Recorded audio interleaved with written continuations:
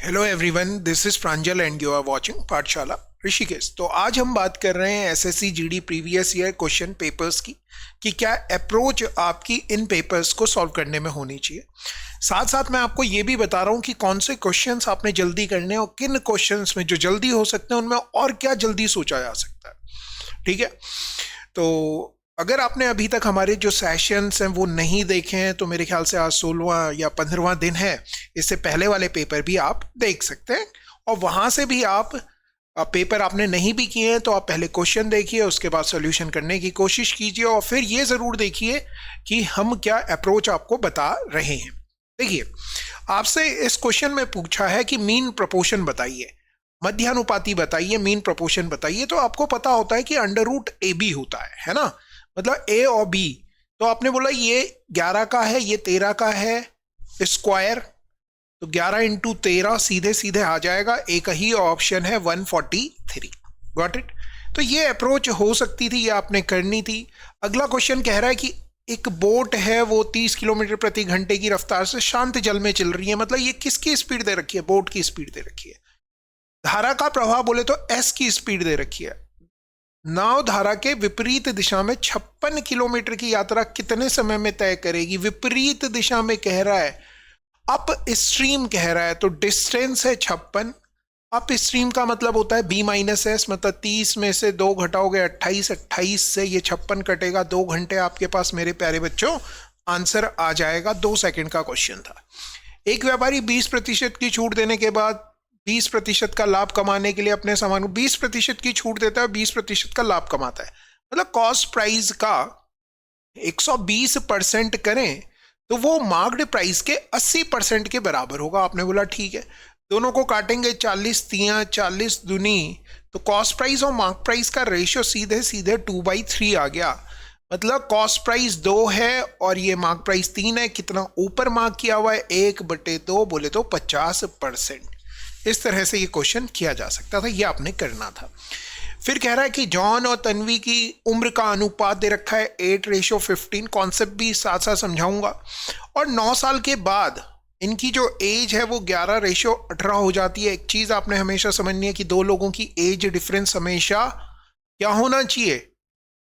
Constant होना चाहिए। तो इनके बीच में 7 का डिफरेंस, इनके बीच में भी 7 का डिफरेंस है, तो आपको कुछ करने की जरूरत नहीं है। और यहां से यहां तक होने में 9 साल लग रहे हैं, मगर आप देखेंगे 8 से 11 हो रहा है, मतलब 3 साल।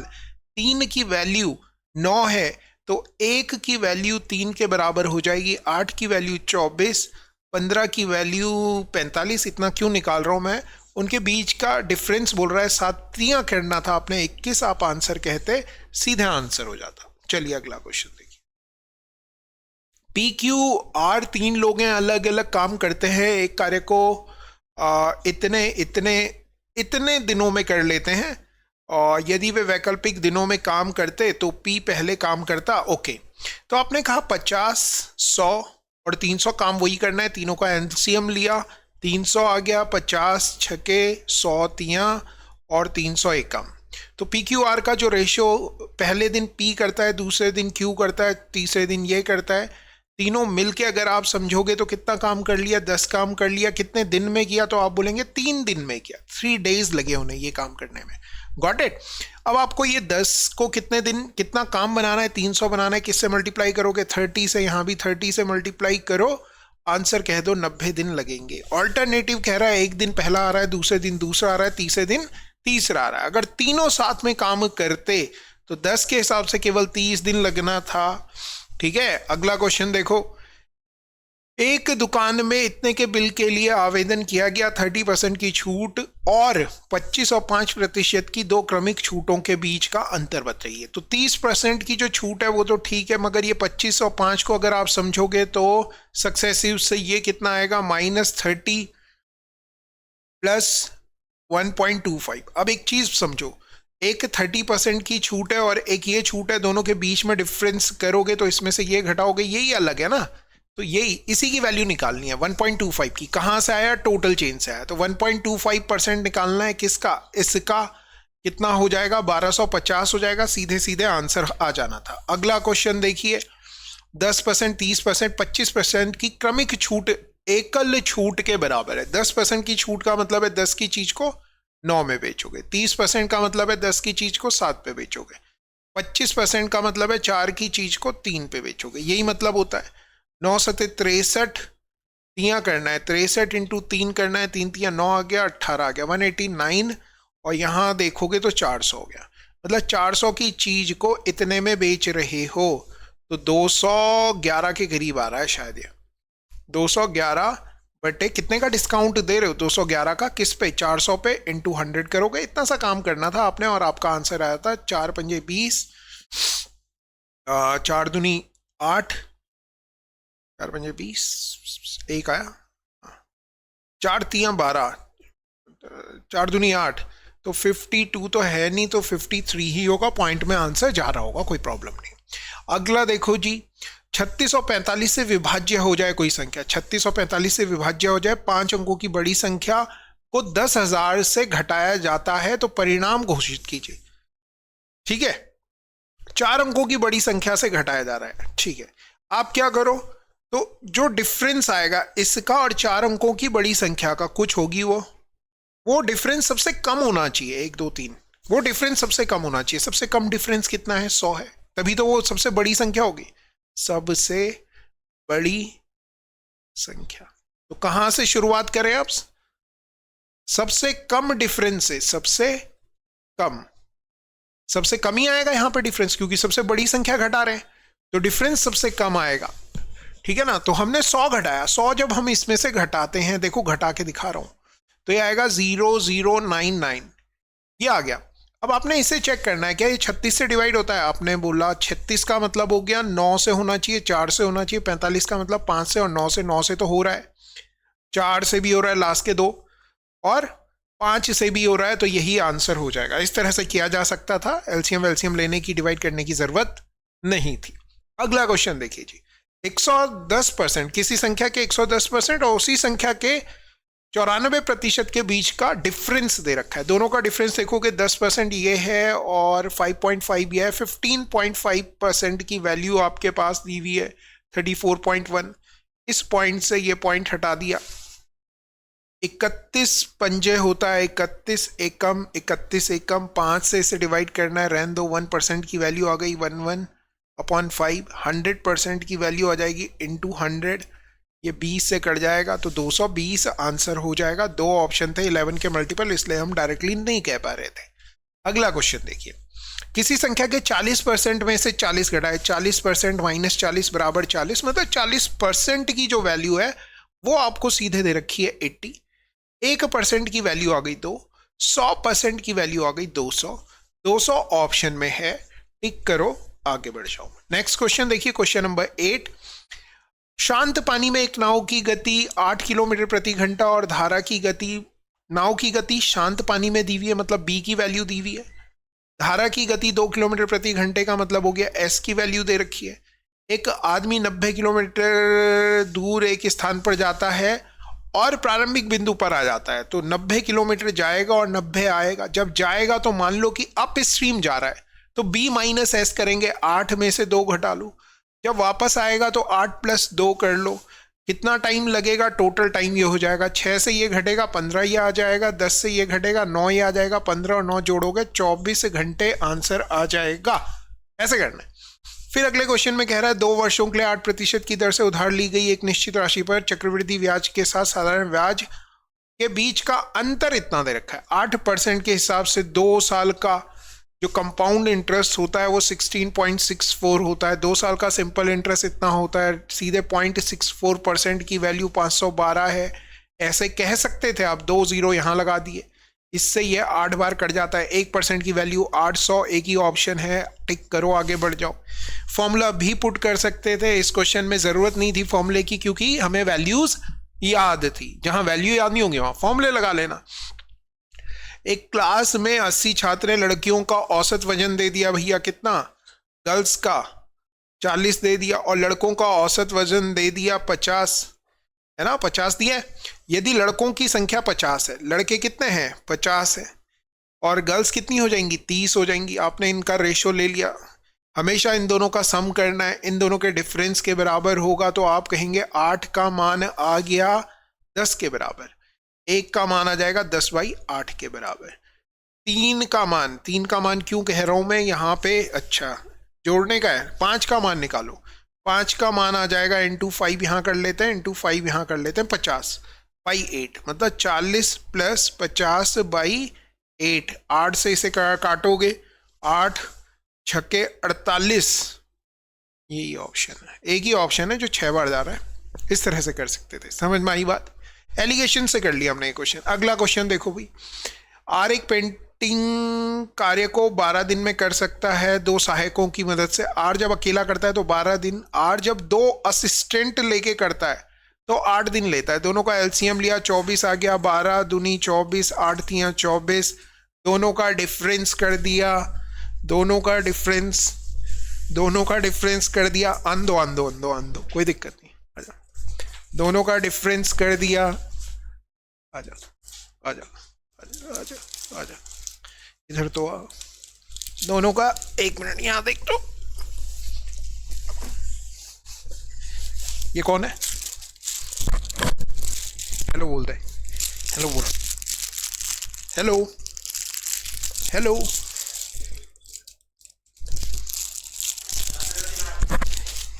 अरे दे दे, लो मैं खा लूं, तुम खाओगे? हाय तो कह दो, हाय तो कहो, बाय बाय कह दो इन्हें, bye bye bye bye bye bye कर दे, बाय बाय कर दे, बाय बाय कर, बाय बाय कर दे, बाय बोल, फिर मिलेंगे। नाम क्या है, नाम तो बता दे, पब्लिक जानना चाहती है तुम्हारा नाम क्या है। बाबू है, यहाँ पे बोलिए, देखिए माइक है, बोल नाम बोल, क्या नाम है? तेजू नहीं, क्या नाम है, बता बता बता। बाबू नाम है, चलो फिर बाबू कह रहा है बाय बाय, ठीक है। इस क्वेश्चन में वापस आते हैं, बाबू को लैंड कराते हैं। बाबू लैंड हो जाओ, ये चीजी ना सर से करवाना, ठीक है। तो इस तरह से ये हो जाएगा। अब हम क्या करेंगे, बाबू से हमने हाई कर लिया, हाँ। अब आप यहां पे देखिए कि इन दोनों का डिफरेंस किया, 1 आ गया। अब आपने ये देखा कि ये 2 असिस्टेंट का 1 है ना। तो अगर एक असिस्टेंट की हम बात करें तो आप कहोगे कि हाफ हो जाएगा। हाफ की स्पीड से 24 को डिवाइड करोगे तो 48 दिन लगेंगे, 48 दिन लगेंगे। ऐसे आप ये क्वेश्चन कर सकते हैं। चलिए कोई दिक्कत नहीं है, नेक्स्ट क्वेश्चन की तरफ देखते हैं। क्वेश्चन कह रहा है the population of a village is इतनी पॉपुलेशन है, पहले साल में 5% की दर से बढ़ रही है। कितनी थी? इतनी थी। पहले हमेशा ना क्वेश्चन को समझो कि करने क्या वाले हो। बढ़ रही है मतलब इतना होगा, कैलकुलेट मत करने लगो। आप लोग क्या करते हो, जैसे ही देखते हो कैलकुलेट करने लगते हो। अगले 2 वर्षों में 10% की दर से घटती है 2 सालों में प्रति वर्ष, मतलब घट रही है मतलब 90 हो जाएगी। 9/10 कह लूँ, 9/10 कह लूँ, आप बोलेंगे बिल्कुल कह लो। अब एक चीज बताओ, ये जो नंबर आएगा ये किसका मल्टीपल होगा? आप बोलेंगे 9 का मल्टीपल होगा कि नहीं होगा। ऑप्शन चेक करो, क्या ये 9 का मल्टीपल है? 6 3 9, ये तो नहीं है। ये देखो 9 का मल्टीपल, ये भी नहीं है। यहाँ देखोगे, इसे देखूं, 9 ये आ गया और 10 18 ये हो रहा है। इसको देखें तो 10 ये हो गया, 18 ये हो गया, 3 नहीं हो रहा है। मतलब केवल और केवल एक ही ऑप्शन है जो 9 का मल्टीपल है, तो यही आंसर हो जाएगा। बस शर्त है कि हमारी जो टेक्निकल टीम है उसने ये ऑप्शंस गड़बड़ ना की हो, अदरवाइज बिल्कुल क्वेश्चन ऐसे ही आते हैं और ऐसे ही आपने करने हैं। अगला क्वेश्चन देखिए, question number 18। The traffic light of 2 different road crossing change after every 54 second and 76 second. 54 second में और 76 सेकेंड में वो 0 सेकेंड पे थे। पहले इतने पे, फिर अगली बार इसका डबल करोगे 108 हो जाएगा। इतने पे चेंज होगी, ये कितने पे, इसका डबल करोगे 2 14 15, ऐसे ही होगा। ऐसे चलते चलते वो आपसे पूछ रहा है कि बदल जाते हैं इतने, एक साथ बदलते हैं तो वह समय ज्ञात कीजिए जब वे एक साथ फिर से बदलेंगे। फिर से कब बदलेंगे? तो आपने क्या करना है, 54 और 76 का एलसीएम लेना है। एलसीएम देखो कैसे लो, 54 को आप लिख सकते हो 3 का स्क्वायर इंटू 2 का स्क्वायर, और इसको आप लिख सकते हैं 19 इंटू 4 का स्क्वायर। तो ये आपका एलसीएम हो गया सीधे सीधे, ठीक है। एलसीएम हो गया 19 चक्कू 76 हो गया। 76 को 9 से मल्टीप्लाई कर रहे हैं, 9 छक्के 54 होता है, 9 सत्ते 63 और 5 63 और 5 होता है 68। इतना आ गया 684 आ गया। इससे सेकंड आ गया, इसे किस में बदलो, मिनट में बदलना है, 60 से डिवाइड करो, 60 11 बार हो जाएगा और मेरे ख्याल से ये 24 सेकंड आ जाएगा, ठीक है। अब जो कहानी है वो आजकल के पेपर में क्या कर रहा है, वो डायरेक्ट आंसर नहीं दे रहा। आपको क्या करना है, आपको दे रखा है कि पहली बार कब मिले थे, तो आपने बोला 10:15 पे मिले थे, फिर आपने बोला 11:24 में दोबारा से मिलेंगे, साथ में चेंज होंगे, तो फिर आपने ऑप्शन देखे, 24 वाला कोई ऑप्शन है नहीं है, फिर आपने 24 फिर से ऐड किया, 48 वाला कोई ऑप्शन है नहीं है, फिर आपने 24 वाला फिर से ऐड किया, 72 का मतलब 12 वाले दो ऑप्शन है, एक चौथा ऑप्शन है और एक पहला ऑप्शन है। अब आप इसे कैलकुलेट करो, मतलब आपको एक अप्रोच मिल जाएगी। 72 आ रहा है तो 72 ही लिख लेता हूं पहले, 5 और 1 6 आ गया, 2 आ गया और ये आ गया इस तरह से। अरे नहीं, 11 एकम 11, 11 दूनी 32, 11 3 33, 44 और 4 48 आ गया, ठीक है। अब ये 72 जो लिखा हुआ है, इसमें से 60 सेकंड आगे जाएंगे तो ये 49 हो जाएगा। आप यहां लिखेंगे 10:49 और 12। ये अप्रोच इस क्वेश्चन को करने की हो सकती थी कि आप सबको ऐड ना करके केवल उसको चेक करें जो आपसे पूछा जा रहा है। Got it. अगला क्वेश्चन देखो भैया, अगला क्वेश्चन क्या कह रहा है। 45 बक्से हैं जिनका एवरेज दिया हुआ है, कुछ बक्से नीले हैं जबकि कुछ हरे हैं, तो 45 बक्सों का जो वजन है वो 52 है, और 5 नीले बक्से हैं जिनका एवरेज 40 है, और 43 ग्राम जबकि हरे हैं 5, और 43 ग्राम वाले 8 बक्से हैं, 43 ग्राम वाले 8 बक्से हैं। आप एवरेज ले लो कि एवरेज कितना है बक्से का वजन, तो आप बोलेंगे 40 है, प्लस यहां अगर आप देखोगे तो 12 आ गया, 12 इंटू 45 मतलब 12 ज्यादा है 40 से, ये 3 ज्यादा है, 12 वाले 45 है, 12 इंटू 45 प्लस 3 वाले कितने एक्स्ट्रा है 8 है।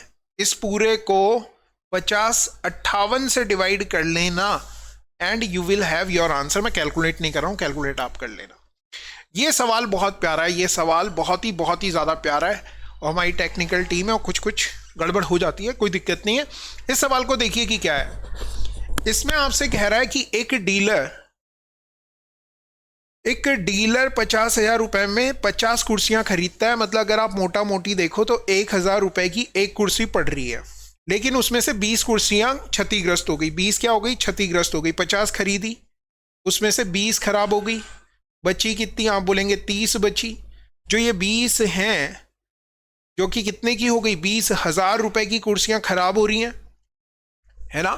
वो उनको जब बेचता है तो 3/4 पे बेचता है। इसका 3/4 करोगे तो 15,000 रुपए में ये वाली कुर्सियां बेचेगा। बाकी बची हुई कितनी कुर्सियां हैं, 30 कुर्सियां बची हुई हैं बेचने का। अच्छा 30 कुर्सियां हैं, मतलब अगर आप देखें, और सामान्य कीमत क्या होनी चाहिए ताकि पूरे लेन देन पे उसे 35% का लाभ हो।